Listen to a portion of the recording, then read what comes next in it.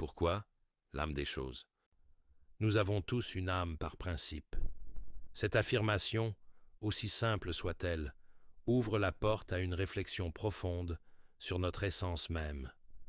L'âme demeure ce fil invisible qui nous relie à quelque chose de plus grand que nous, cette étincelle divine qui nous habite et nous transcende.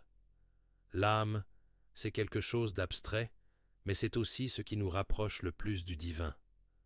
Dans ce monde où tout doit être tangible, mesurable, quantifiable, l'âme échappe à toute tentative de définition stricte.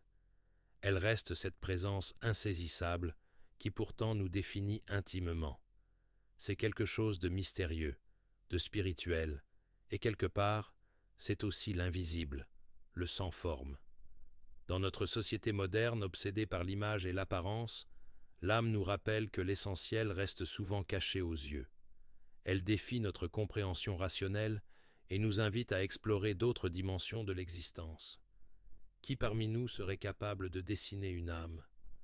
Cette question, en apparence naïve, révèle toute la complexité de notre rapport à l'immatériel. Qui a déjà rencontré son âme de son vivant? Nous la sentons, nous la devinons, mais elle reste insaisissable, comme une brise légère qu'on ne peut attraper. C'est quelque chose qui nous échappe complètement. Ce qui n'a pas de forme, ce qui est invisible, ce qui est abstrait, reste un mystère. Et peut-être est-ce précisément dans ce mystère que réside sa beauté et sa force.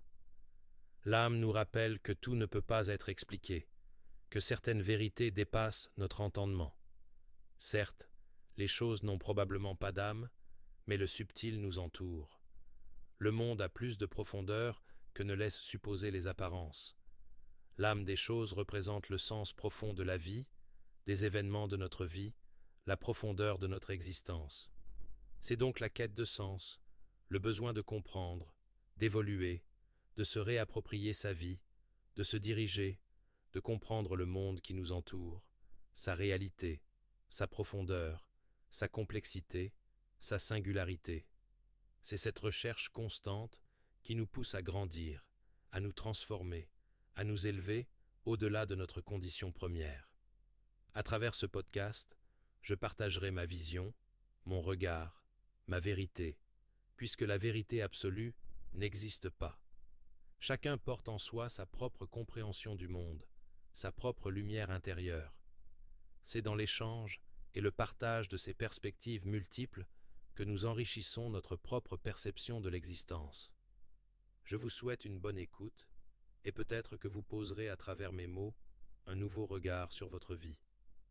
Car c'est souvent dans la rencontre avec l'autre, dans l'écoute attentive de perspectives différentes, que nous découvrons des aspects insoupçonnés de notre propre âme.